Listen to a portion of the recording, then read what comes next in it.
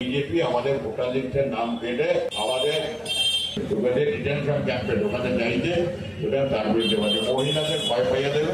কাছিতে রক্তদান শিবিরের অনুষ্ঠানে উপস্থিত হয়ে দলের মহিলা কর্মীদের তার অন্তর্গত এলাকার প্রত্যেকটি মহিলাদের বাড়ি বাড়ি গিয়ে ভয় দেখানোর নির্দেশ দিলেন উত্তর 24 পরগনা জেলা INTTUCর সভাপতি তাপস দাশগুপ্ত। বিজেপি চক্রান্ত করে আমাদের এনআরসির মধ্যে দিয়ে ডিটেনশন ক্যাম্পে পাঠিয়ে দেবে, এই বলেই ভয় দেখাতে হবে সাধারণ মহিলাদের, নির্দেশ তাপস দাশগুপ্তর। তৃণমূল INTTUCর নেতা তাপস দাশগুপ্তর বক্তব্য থেকে পরিষ্কার তৃণমূল এসআইআর আতঙ্কে ভুগছে।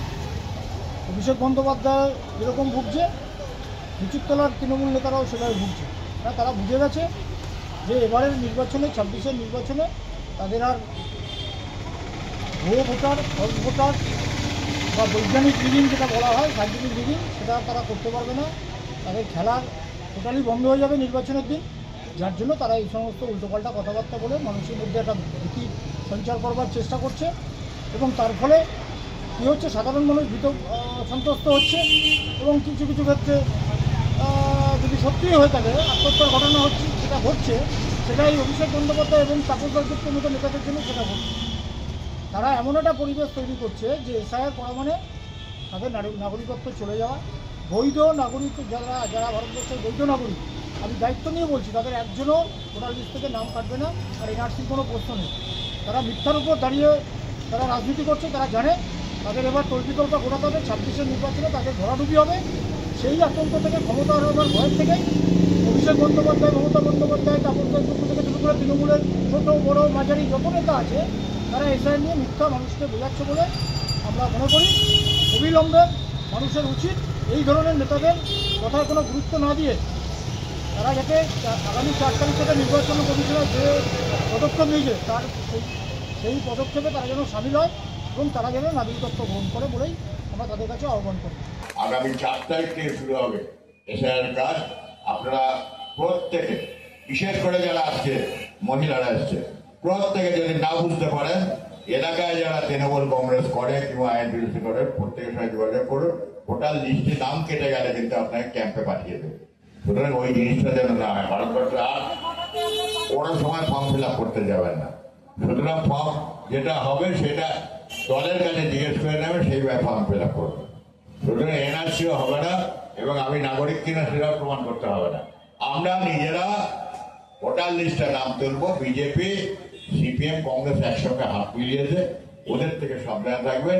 আমার দলের যারা আছে, নৌরো থেকে শুরু করে, অমল থেকে শুরু করে, খালেক থেকে শুরু করে, আমাদের হাফিজ ভাই থেকে শুরু করে, যারা হাফিজ ভাইটাও কংগ্রেস করে, হাফিজের হানিফ ভাই থেকে শুরু করে যারা আছে, প্রত্যেকে আমি বলবো যে প্রত্যেকে সহযোগিতা করবে এবং আমরা এই সহযোগিতায় আপনাদের সহযোগিতা করব এবং 3টে মাস নিবিড়ভাবে যেন ভোটার লিস্টের নাম হয়। ভাড়া যেহেতু মহিলা তৃণমূল কংগ্রেসে আছে, তোমার রাস্তায় করতে হবে। তুমি যত পারবে মহিলাদের নিয়ে বাড়ি বাড়ি যত যেতে পারে, একবার শুধু দেখিয়ে দেয় মহিলারা বাড়ি বাড়ি যাবে, এইটা যেন করে। রাস্তায় বেশি বেরোতেও হবে না।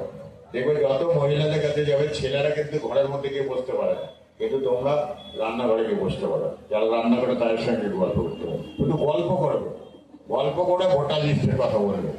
আর বিজেপি এই দুর্নীতি, বিজেপির এই অসভ্যতা, বিজেপির এই ফাজলামি, এর বিরুদ্ধে তোমরা বলবে। বিজেপি আমাদের ভোটার লিস্টের নাম কেটে আমাদের এনআরসি ক্যাম্পে ডিটেনশন ক্যাম্পে ঢোকাতে চাইছে, সেটা তার বিরুদ্ধে মহিলাদের ভয় পাইয়ে দেবে। এমনি দেখুন মহিলাদের অপেক্ষা দেবে, মহিলাদের ভয় পাবে। আপনাদের মহিলাদের ভয় না পাওয়ালে বাড়ির পুরুষ মতো বাড়িতে থাকে না, ওই বলে যাবে ঠিক আছে দেখা যাবে, কি হবে বলে বেরিয়ে চলে যাবে। আর মহিলাদের যন্ত্রণা হয় যেমন ভোটার লিস্টে না উঠবে। পাড়ার এটা গুরুত্বপূর্ণ দায়িত্ব। প্রত্যেকটা তোমার তো 7টা 9টা অঞ্চল, এই 9টা অঞ্চলের প্রত্যেকের কাছে একটা মিটিং ডেকে দাও। 4 তারিখের মধ্যে মিটিং থেকে, মানে একবারে মিটিং ডেকে দাও।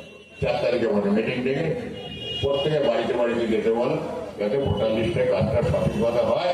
আর বিএলওদের পেছনে লাগতে হবে। নিরপেক্ষ কাজ করার অসুবিধা নেই, যদি নিরপেক্ষ কাজ না করে তাকে কিন্তু কাজ করতে দেওয়া হবে না, এটা পরিষ্কার বলে দেওয়া দরকার। সুতরাং আমি পরিষ্কার বলি যে আজকে যে রক্তদান শিবিরটা সঠিক সময়, সঠিক সিদ্ধান্ত।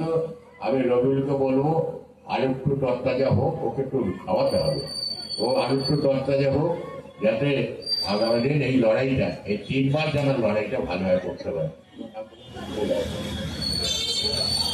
হ্যাঁ হ্যাঁ, আমি ওখানে অনেকক্ষণ ধরে দেখছি। তো আমি প্রত্যেককে বলবো সবাই ভালো থাকবেন, সুস্থ থাকবেন, আর মা বোনেদের বলবো ভোটার লিস্টের নাম অবশ্যই নিজেরা তুলবেন এবং আমার দলের সবার কাছে গিয়ে যদি অসুবিধা হয় তাদের কাছে সিদ্ধান্ত নেবেন।